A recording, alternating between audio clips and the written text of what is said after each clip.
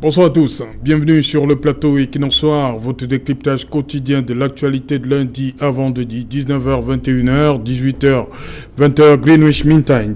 Vendredi 29 mars 2019 est jour de remise des carnets de correspondance sanctionnant la fin du second trimestre partout au Cameroun. Blériot Tsanou, élève en classe de seconde au lycée bilingue de Deido, est violemment pioché au couteau par un autre élève. L'absence de célérité dans la prise en charge par le personnel de l'hôpital de district de Deido suscite l'émoi aux quatre coins du pays. 14 janvier 2020, le lycée classique de Nkolbison, Brice Ndjomi Tchakounte, professeur de mathématiques, est froidement poignardé par deux fois par son élève de classe de 4e âgé de 15 ans seulement. En moins d'un an, l'ensemble de la communauté éducative et le pays tout entier est une fois de plus dans l'émoi.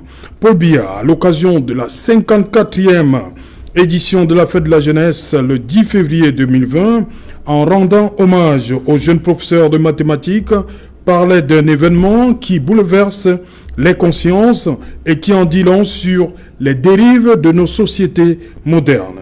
Des sociétés marquées par la consommation de l'alcool, des drogues, tout comme l'apparition des phénomènes nouveaux tels la présence d'armes à feu et des porte-monnaies dits magiques dans nos établissements scolaires.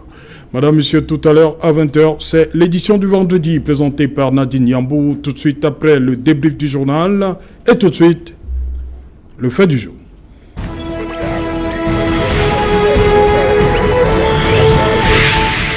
Alcool, drogue, porte-monnaie magique, armes à feu, l'école est-elle en danger? Madame, Monsieur, pour tenter de répondre à cette question, ont choisi de faire de ces serviteurs de la République leurs victimes de par leur acte macabre d'une inexplicabilité indubitable.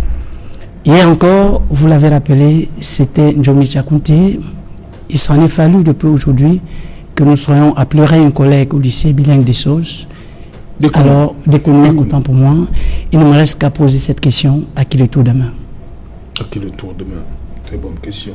À côté de vous, René Stéphane Ngoui, bonsoir. Bonsoir Serge Alain.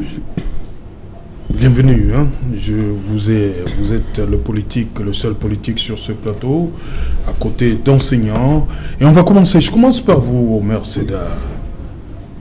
C'est quoi cette histoire de porte-monnaie électronique? Magique, vous voulez dire? Magique. Je suis resté dans le porte-monnaie magique. C'est quoi? Vraiment, la question, elle est difficile, d'autant plus que je ne suis pas un magicien. Mais parce qu'au quotidien, nous sommes là avec des enfants qui ont des comportements susceptibles.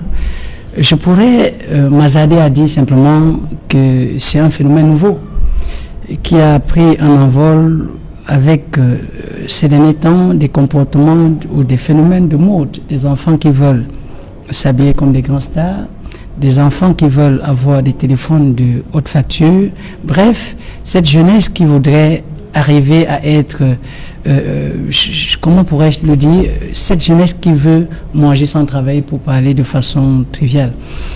Je pourrais simplement, au regard des informations collectées au lycée bilingue de Créby, dire que ce phénomène est la résultante d'une volonté manifeste des jeunes de mener une vie qui est au-dessus de leurs moyens, et parce que élèves voudraient dire qu'ils sont une population à charge, ils n'ont pas les moyens pour se permettre un certain luxe.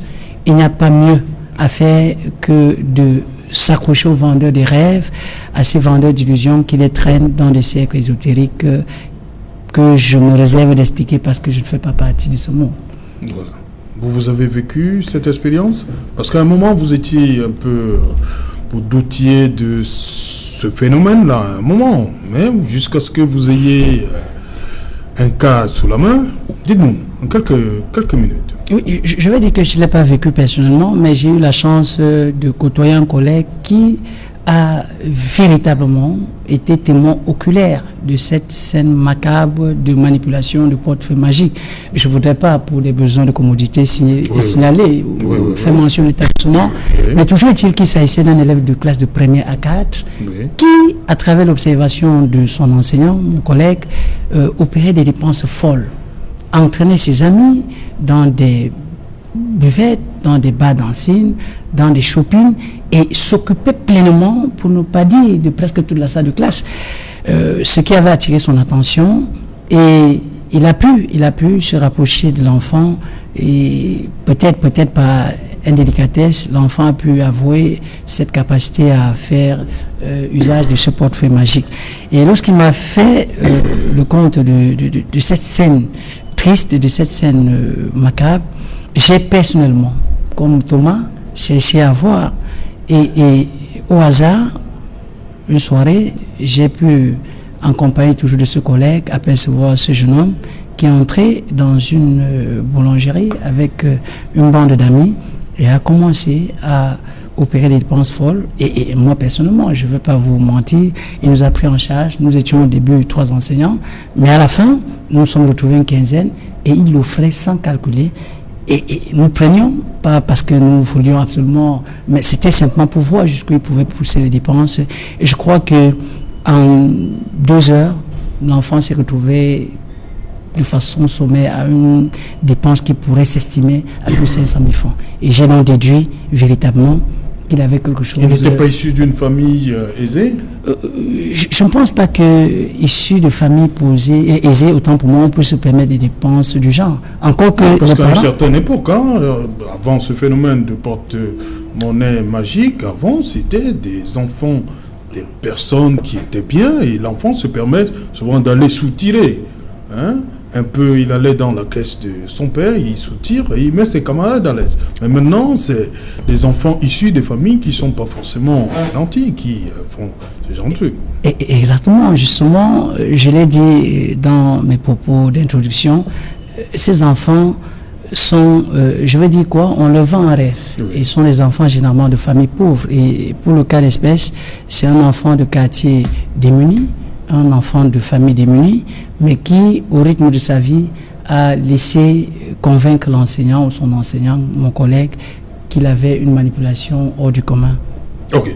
Samuel Ngamo, comment vous réagissez face à... Vous avez appris ce qui s'est passé au lycée de Kribi, parce que le rapport, il est là, signé du proviseur et de Madame Ngefak Lydie, qui rapportait les travaux. Et l'ordre du jour, ce jour-là, vous avez écrit, le proviseur a écrit au monsieur le délégué départemental des enseignements secondaires, l'Océan, sur l'affaire porte-monnaie magique Bénin. Comment vous réagissez? Vous êtes sûrement déjà tombé aussi sur cette affaire de porte-monnaie magique. Merci encore, monsieur Otou. J'avoue que il me manque des mots pour parler de ce problème de porte-monnaie magique. Pour la simple raison que personnellement, je n'ai pas encore vécu une situation qui est relative à ces problèmes de porte-monnaie magique. Mais je vais vous dire qu'à travers les réseaux sociaux, j'ai également, comme beaucoup de Camerounais, pris connaissance d'une panoplie d'histoires qui se racontent autour des porte-monnaie magiques. Et de quoi est-il question? D'après ce que nous lisons dans les réseaux sociaux, et même ce que nous avons suivi à travers ces actes qui se passent au lycée de Kribi, il se pourrait, je dois utiliser le conditionnel, que certains de nos enfants trouvent des possibilités d'entrer en connexion avec des magiciens, puisqu'on parle de porte-monnaie magique. Et à travers des pratiques dont je ne peux décrypter, ils entrent en possession de grosses sommes d'argent. Mais ils ont une seule condition, c'est qu'ils doivent dépenser ces grosses sommes d'argent en peut-être une journée ou 2 jours. Et pour réussir cet exploit, parce que dépenser, moi-même qui suis adulte, si on me demande de dépenser 50, 200, 300 000 par jour, ce n'est pas évident.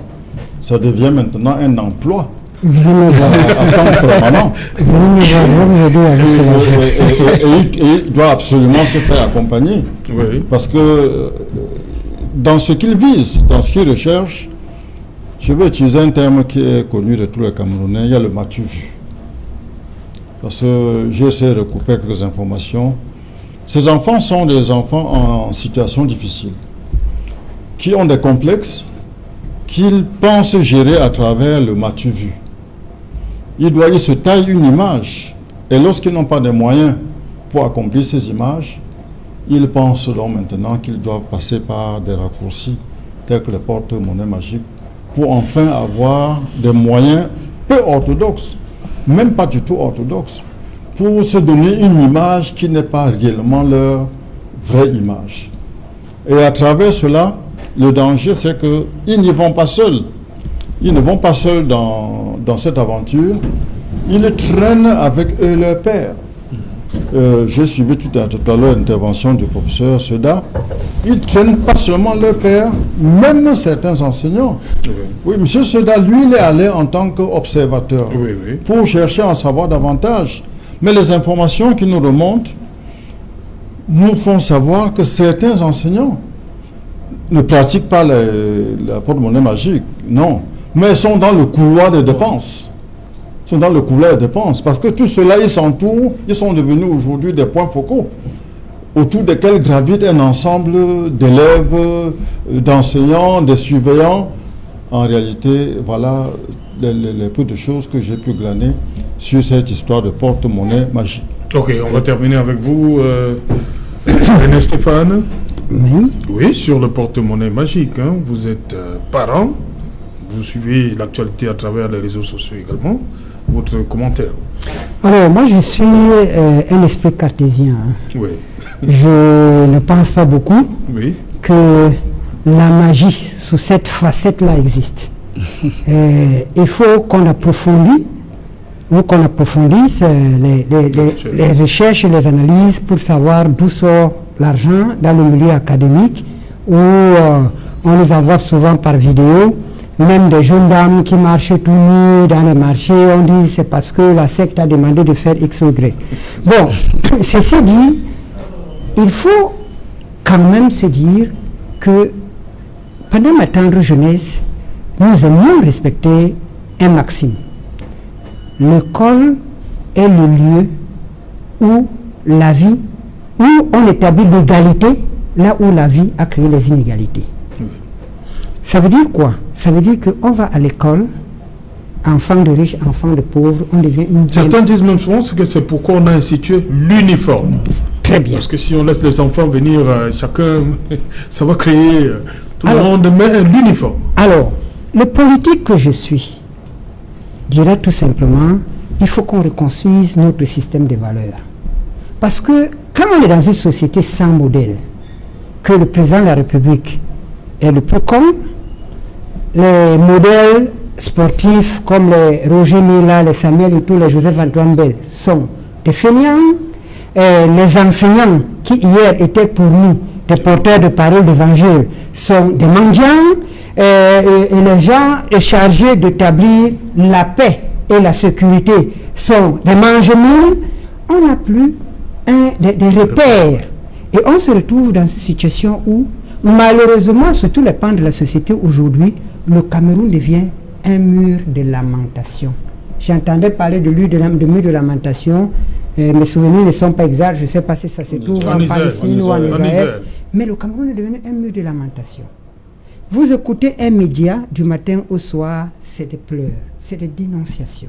Vous écoutez un homme politique du matin au soir, c'est 50 ans de dénonciations et de pleurs, c'est trop. Il faut aujourd'hui que nous comprenions que la mondialisation voulue de tous nos voeux ne nous apporte pas seulement la richesse économique, mais également ce problème de mœurs. Donc l'enseignant, mon cher frère Omer évoquait tout à l'heure.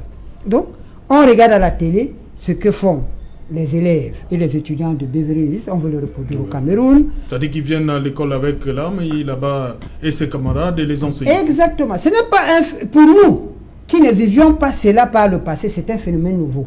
Mais quand vous arrivez dans des sociétés industrialisées, je ne dirais pas du banal, mais c'est répétitif. Donc, qu'est-ce que font nos jeunes enfants aujourd'hui? complètement sans un système de valeurs établi, sans modèle. Ils copient tout simplement ce qu'ils vivent dans les feuilletons au quotidien.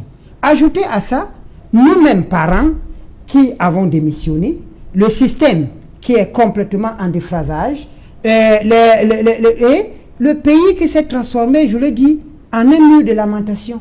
C'est-à-dire que quand vous vous levez le matin, vous ouvrez la radio, vous entendez, oui, hier il y a eu tel assassinat, oui, vraiment, le pouvoir ne fait rien, oui, c'est. Vous donnez la parole à un enseignant, oui, on nous a clochardisés, on est plus. Tout le temps, on n'est que dans la négation. Il n'y a plus de. C'est à tort? C'est à tort. Comment ça? C'est à tort parce que nous avons connu dans ce pays des dictatures féroces. Oui.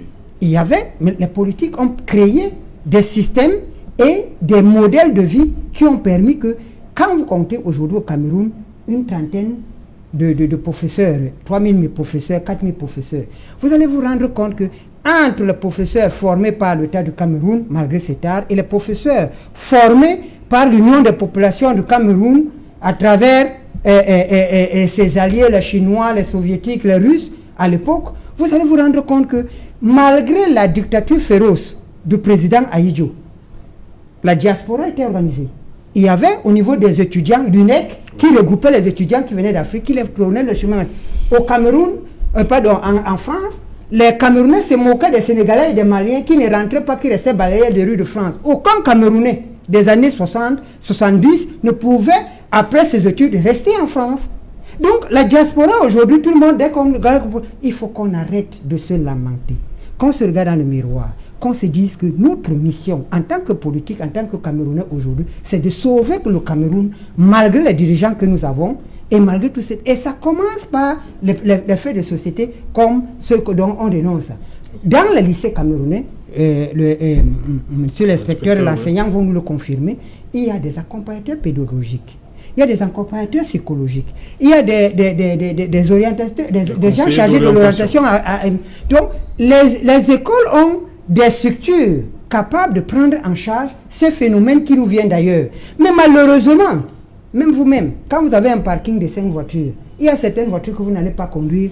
Donc, comme c'est des faits nouveaux et qu'on n'a pas donné des moyens à ces structures-là de pouvoir, il faut maintenant que les politiques, au lieu de venir tout le temps dire, ici sur le plateau de télévision, c'est nous les meilleurs, de se dire, il est temps qu'on cesse de se lamenter, qu'on quitte la dénonciation pour l'action, que lorsqu'il y a un phénomène comme ça, qu'on active les syndicats d'enseignants, qu'on essaye de voir dans quelle mesure les parents peuvent jouer leur partition, et que le fait de dire à la télé du matin au soir, oui, on a fait ceci, porte-monnaie magique, ça ne résout pas notre problème. Et ce n'est pas les gens qui, depuis 60 ans, ont démontré qu'ils n'ont rien à foutre avec notre jeunesse qui vont résoudre ce problème. Alors nous avons un choix, soit de laisser notre jeunesse dans l'abîme, soit de venir pleurer à la télé, soit mais moi, ou bien l'Union des populations recommande à tous les partis politiques, à tous les compatriotes, que chacun serve le Cameroun là où il se trouve.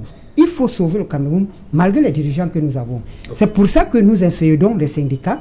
Quand vous comptez 4 syndicats au Cameroun, vous allez voir que 1 ou 2 sont créés par l'Union des populations. Vous prenez les associations de droits de l'homme, vous allez voir que, parce que nous estimons que, puisqu'on nous a enfermés dans le parti politique et qu'on ne peut pas faire, il faut aujourd'hui qu'à travers les associations d'enseignants, à travers les syndicats d'enseignants, à travers les associations de droits de l'homme, qu'on puisse mettre des jalons.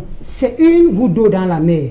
Mais si chacun de nous se disait, je ne vais pas à la télé, ou je ne vais pas à la radio, ou je ne vais pas au lycée pour dénoncer, je m'en vais proposer une solution, on serait loin. Okay. Et nous avons l'habitude de dire, si chaque Camerounais donnait seulement 30% de son temps passé à la critique, à l'action, 30%, on ne les demande pas 50%, ce pays serait largement meilleur. Parce que l'ingéniosité existe au Cameroun. Voilà, Samuel Ngamo, lorsqu'on préparait cette émission, il y a des gens qui m'ont dit qu'il faut peut-être, c'est peut-être l'occasion de tenir un autre discours à la jeunesse, en mettant en avant des modèles.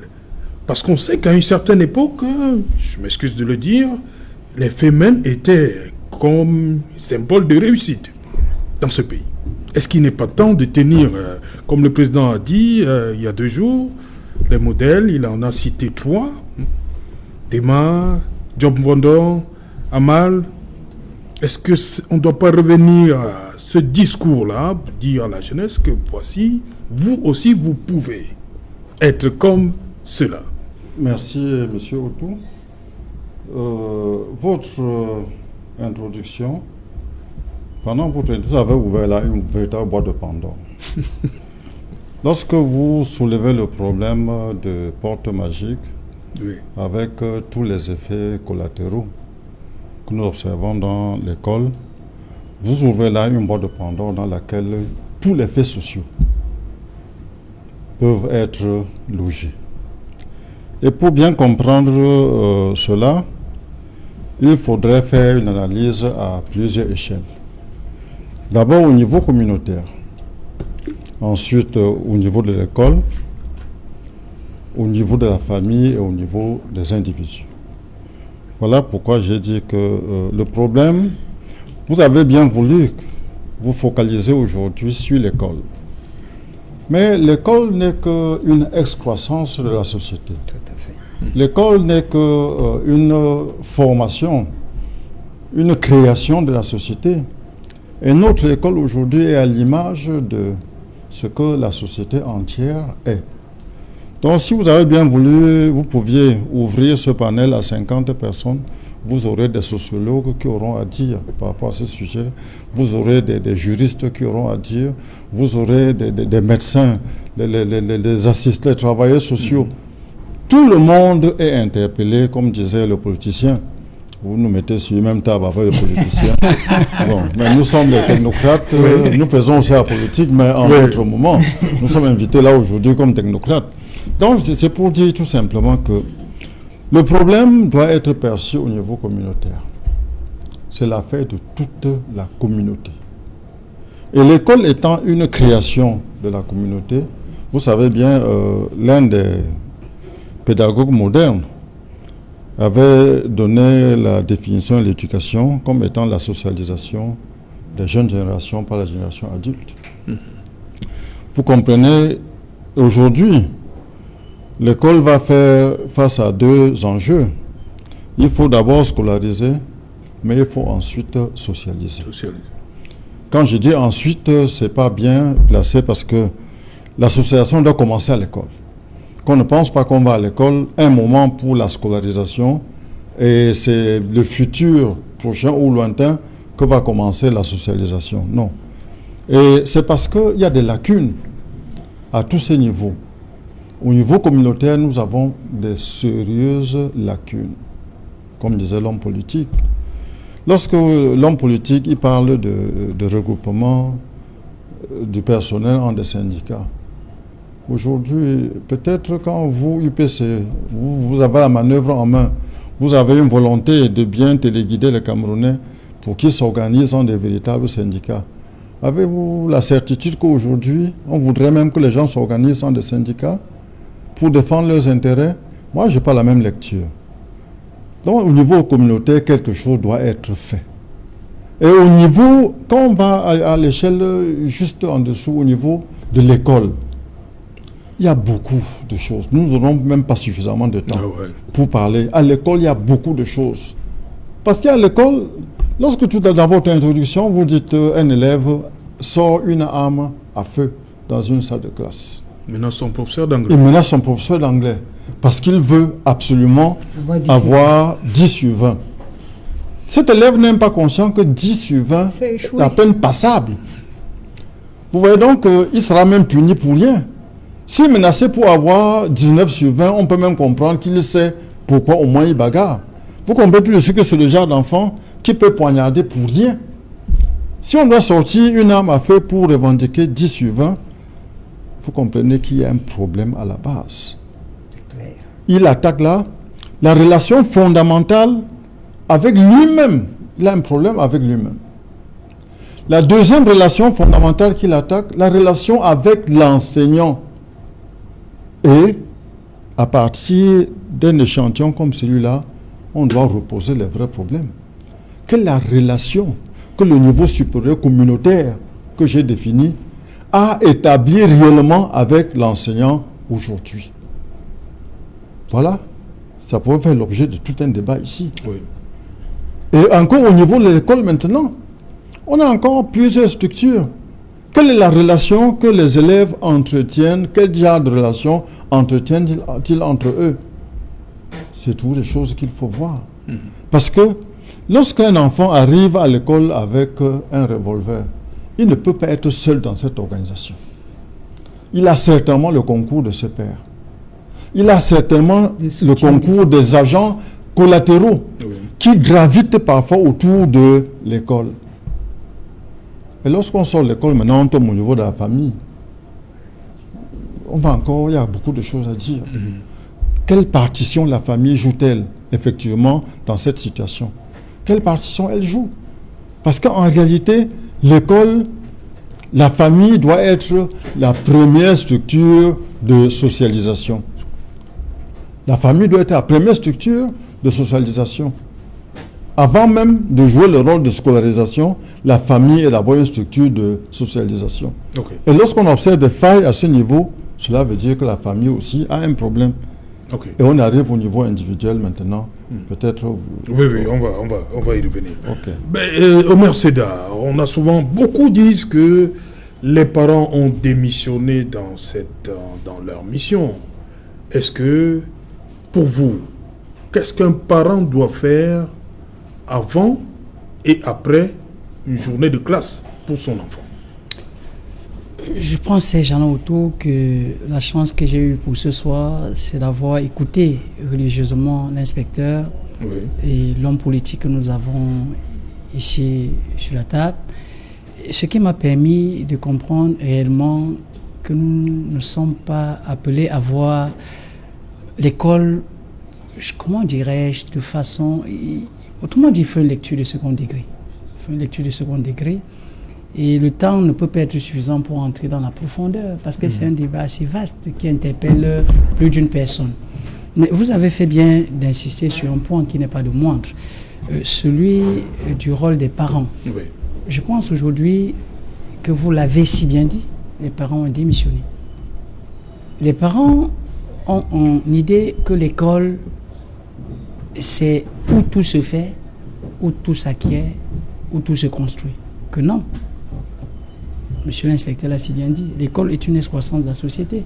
Cela voudrait dire, pour que l'enfant soit déjà poli, pour que l'enfant soit à même de dire bonjour à son enseignant, il faudrait au préalable qu'il puisse le matin dire bonjour papa, bonjour maman. Mais si nous sommes dans des sociétés dans lesquelles les parents n'ont pas le temps d'inculquer ces valeurs aux enfants, où le matin, le parent regarde tout droit dans les yeux son enfant avec qui il discute l'entrée à la douche, l'enfant sort sans saluer le parent, pourquoi est-ce qu'il se trouverait dans l'obligation de saluer son enseignant à l'entrée de la salle de classe? C'est simplement pour dire que nous sommes dans un monde où l'extérieur devient de plus en plus agressif, où il y a un abandon fondamental du rôle premier des parents dans l'éducation de leurs enfants. Mais je ne voudrais pas dire que c'est le point qui m'intéresse le plus. Le point qui m'intéresse, avec la chance d'avoir ma gauche, c'est la responsabilité de l'homme politique ou du politique. En réalité, si je parle de cette pensée philosophique qui voudrait qu'une société soit à l'image de son école, et quand on veut détruire une société, on n'a qu'à détruire son école. Ça me fait dire que le 12... On détruit l'école comment? Détruire l'école, en réalité... En concernant les anciens, c'est ça? J'y viens fondamentalement. Oui. Vous m'arrachez là les biscuits. Clochardiser les enfants, vous êtes les modestes. enseignants. Les enseignants, vous êtes modestes dans vos propos parce que... Ah là, je suis modeste. Oui, justement, il va falloir... Vous serez plus dur encore? Peut-être pas dur parce qu'il faudrait que je blesse les uns des autres, mais parce que la situation est si dure qu'il faut dire les choses de façon dure. C'est Jalin. Imaginez, nous sommes le 12 février, au lendemain de l'adresse du président de la République. J'ai salué ce discours. Je salue encore ce discours. Et j'ai la ferme conviction que si le président nous suit ce soir, il va falloir véritablement qu'il comprenne qu'il s'est adressé à une jeunesse. Et je ne représente pas la jeunesse, mais la jeunesse a aussi des choses à lui dire. C'est bien beau de dire qu'il y a des modèles, de présenter des modèles. X, Y. Mais attention, les modèles qui sont formés en hexagone, est-ce qu'ils peuvent véritablement impacter sur le comportement des jeunes enfants du lycée bilingue de Kribi, du lycée bilingue d'Ekounou? que non. Nous avons des réalités. Est-ce que Monsieur le Président de la République, au jour d'aujourd'hui, peut dire qu'avant que ces modèles de l'Université de Sorbonne ne viennent avec tout ce qu'ils ont pu engranger en Occident, nous dit ce que nous pouvons trouver comme modèle dans l'école camerounaise? Est-ce que les enseignants aujourd'hui peuvent être des modèles? Monsieur Ngoué a tantôt parlé d'une perte indescriptible des valeurs. Hier, les enseignants étaient porte-parole des valeurs, porte-étendard. Où il a parlé tantôt, je vais le citer, hein, porte-parole, il portait les paroles d'évangile, c'est un peu difficile de citer. Mais c'est une façon de dire que si aujourd'hui, l'enseignant peut se faire gifler dans une société sans que cela ne fasse l'objet d'une attention particulière, sans que peut-être même le président de la République ne puisse taper la main sur la table. Si les enseignants peuvent être clochardisés, vous l'avez si bien dit, pouvez-vous imaginer qu'il y a des enseignants qui sortent des écoles, qui travaillent 3-4 ans sans salaire? Mais vous imaginez que ces enseignants, pendant 4 ans, qu'est-ce qu'ils ont pu enseigner? Et surtout, quand le portefeuille magique intervient, ça devient compliqué encore. Hein? Peut-être là, ça devient encore un élément justificatif de ce phénomène. Parce que je vous dis, ces jalons autour, un homme qui a faim ne peut pas servir de modèle. Un homme qui est humilié ne peut pas servir de modèle. Et nous sommes dans une société camerounaise où la situation est si grave. Si grave que les enseignants se font gifler. Les enseignants, si vous permettez, j'ose croire que le président de la République nous suit là. Imaginez-vous un instant, nous sortons d'un championnat africain, le CHAN. Vous pouvez imaginer un instant si les Lions à prime, au lendemain de cette compétition, n'avaient pas reçu leur prime. Mais je crois que cette situation aurait fait la une de tous les jours. Mais vous imaginez qu'il y a des enseignants qui, après correction des examens officiels, peuvent faire 6 mois sans percevoir le moindre sou. Mais ça n'émeut personne. Et cette situation laisse croire que nous cherchons des modèles dans un espace qui ne peut rien nous apporter, alors que nous pouvons construire des modèles. Et je pense que Monsieur le Président de la République, prochainement, peut-être c'est un peu une injonction, devrait comprendre que la meilleure façon de donner des repères à la jeunesse camerounaise, c'est de construire l'école camerounaise à travers des décisions fortes qui voudraient que l'enseignant ne soit pas la risée de la société. Voilà, merci. On accueille donc Gilbert Guindo. You're welcome, sir. Thank you very much, Mr. Sage. When the teacher is late, what does that mean? He takes permission for being late. Okay. And he pleads for being accepted being late. Ok. Voilà, teacher Guindo, il y a 2 situations. Vous avez connu la situation du jeune enseignant de mathématiques le 14 janvier 2020, assassiné par son élève de 4e. Et on est passé, comme m'a dit Omer Seda, notre enseignant, on a frôlé le pire, à Yaoundé encore, lycée des Kounou, je sais pas, c'est classique ou bilingue, des Kounou. Là, un professeur d'anglais, son élève qui sort là. How do you feel like as a teacher devant ces 2 tableaux? Thank you, Mr. Sage. I'll start by greeting humbly my seniors I see near me, and besides, I would like to tell the public that I'm a young teacher in the field, although I have taught close to 20 years, but when I look at those who are near me, I feel I am still very young in the profession, and the little experience I've had to do with those children in the field, I've learned a lot. And I teach from those of the secondary right up to those of the higher education. And I've got to learn a lot. And I would like to respond to you from several parameters. The first parameter I would like to look at is from the case of the parents involved, like somebody, like my senior colleague there said. In a very brief way, because he said a lot there, you imagine that sometimes behind, about 2 years back, I've got to attend a meeting between schools and parents where the principal of that school asks parents vraiment les parents, il faut, même dans une semaine, il faut fouiller le sac de vos enfants, et regarder ce qui est dedans, regarder, voir si copier le nom des faits. There's a woman who got up very boldly in a school and told us that, monsieur le principal, moi particulièrement, je ne peux pas faire ça. Parce que j'ai 5 enfants avec 5 hommes différents qui vivent dans des villes, dans des maisons, dans des quartiers différents. Bon, je ne peux pas. Je vis avec une seule. That is just to come back and tell you that what my senior colleague there was telling you is something that is very habitual in Cameroon. I don't know if there is another country in Africa that has that kind of situation we are feeling here. That was in Douala 4 here. In Douala 4, there in Bonaberi, Douala 4. Mm-hmm. And that is to come back to what he told you about the issue of parents being responsible. There is that impression that the parents are gradually shifting their responsibility, what they are supposed to do, as those who gave birth to the children, to those who are only there to train the children academically. There is a boundary in responsibility. That boundary has to do with where the parents end and where the teacher takes. And when there is a mixture, there is mutation in that boundary, something will go wrong. And what is happening currently is that there is constant mixture and mutation in that boundary for one reason. Sometimes you find that this issue of separate maintenance where the father and the mother live separately, either the children are with the mother or the children are with the father. Once that occurs, the effects are very disastrous on the child, because whether we like it or not, the father has an impact on the life of the child, the mother has an impact on the life of the child that no one can replace the vacuum created by another one. The father is there for authority, the mother is there for basic cares, and once there is lacking in anyone, there is a serious problem. Permit me hold there and then move to the society.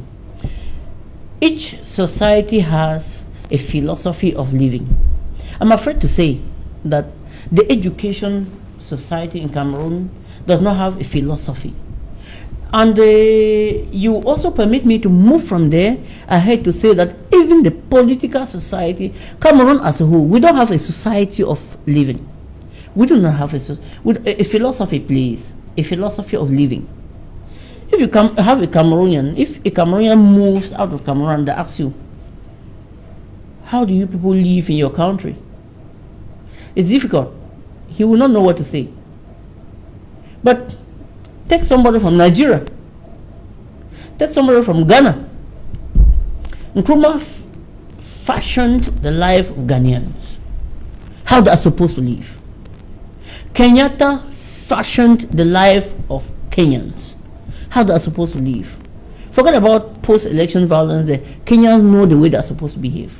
Ghanaians know the way they are supposed to behave. But in Cameroon, I'm sorry to say this, Aijo started what was called national unity, which failed because he was unable to equate the differences that were there to bring them together.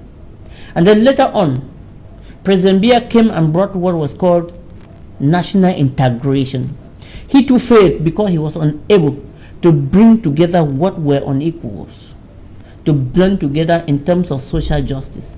If any of them had succeeded, Cameroon would have succeeded to build what is a philosophy of life.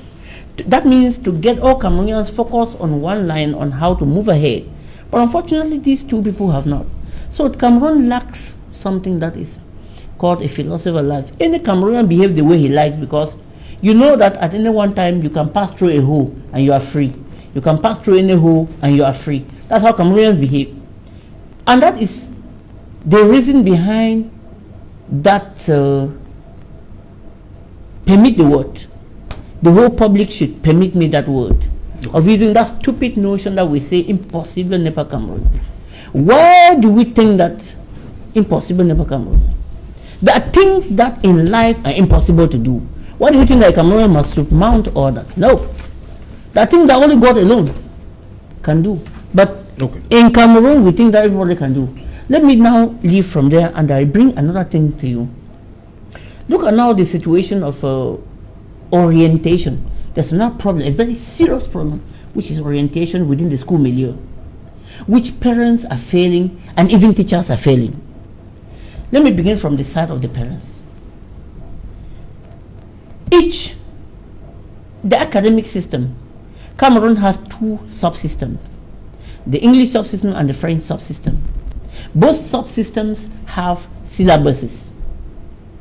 And then you find a situation where in the English subsystem, where I am very versed, you find a situation where we have arts, sciences, technical education, commercial education. In life, any child who is growing up is adaptable to one system. A child who can do arts quickly and move ahead, but because the parents want to compare with other parents or compare with the society, or because of self-pride, we want the child only to do either science, do only commercial education, where that child is not capable of doing that and going ahead and achieving the various certificates that are supposed to be done.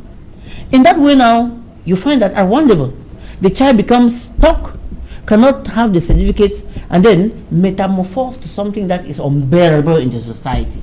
Those are some of those children that become a problem in the school milieu because they have become so frustrated. Children who pass successively without any obstacle and go out, you will hardly will you see them perform such mischievous acts within the school milieu.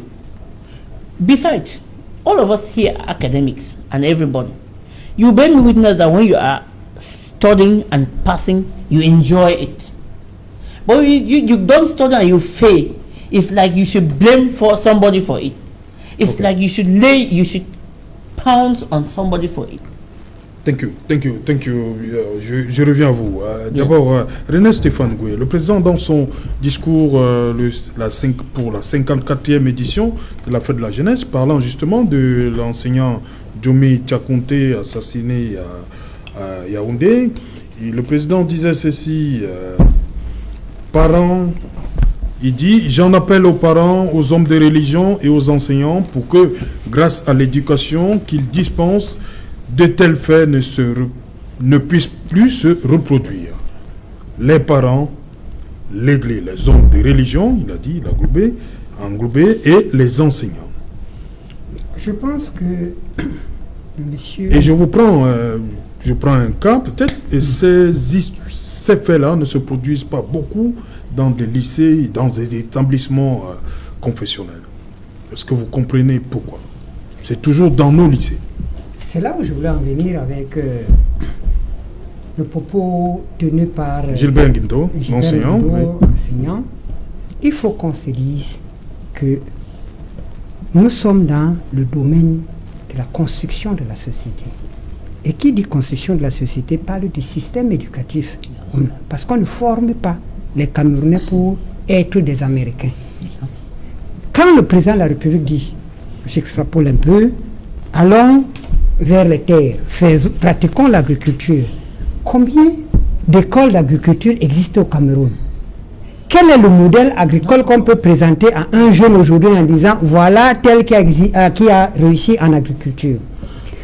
L'homme politique que je suis continue à vous dire il faut qu'on construise notre système de valeurs, qu'on ait un système éducatif qui part de la base au sommet et en montrant des perspectives à la jeunesse que si nous restons dans le canot éducatif, voici ce que nous pouvons devenir demain. Et avec des exemples précis. Il disait tout à l'heure des modèles extérieurs. Moi, je ne pense pas que ce soit une affaire d'extérieur. C'est une affaire de globalité. Avant de penser micro, on pense d'abord macro. Quel est le système éducatif? Il a cité le Kwame Nkrumah, le Ghana, le Kenya. C'est vrai. Il faut aujourd'hui que nous cessons d'être une nation de lamentation. Comme je l'ai dit au début. Que qu'on se regarde dans la glace et qu'on se dise, monsieur m'a dit tout à l'heure en interpellant les hommes politiques. Mais est-ce que ce n'est pas le politique qui doit donc amener le... Mais justement, c'est ce que nous sommes en train de dire. Les gens ne vont pas... Vous êtes interpellé. On a une face from the capital. Those things, it is the politics of a country that defines the education system. And the minister in charge of education implements the policy of the government in that domain. Voilà. Alors, donc, le politique a un rôle fondamental. Tout dans un pays se construit d'abord par la politique. Voilà. La monnaie, l'éducation, l'économie, etc. etc. Okay. Donc, le politique... Oui. Stéphane, on va continuer après le journal parce que dans un instant, elle est déjà là, Nadine Yambou, installée. Mais avant Nadine Yambou, avant de voir Nadine Yambou, comme tous les vendredis, une page de pub. Le médiateur d'Afrique Mag a 10 ans. À la une, Maurice Kamto. Dans cette édition spéciale, une grande interview exclusive du professeur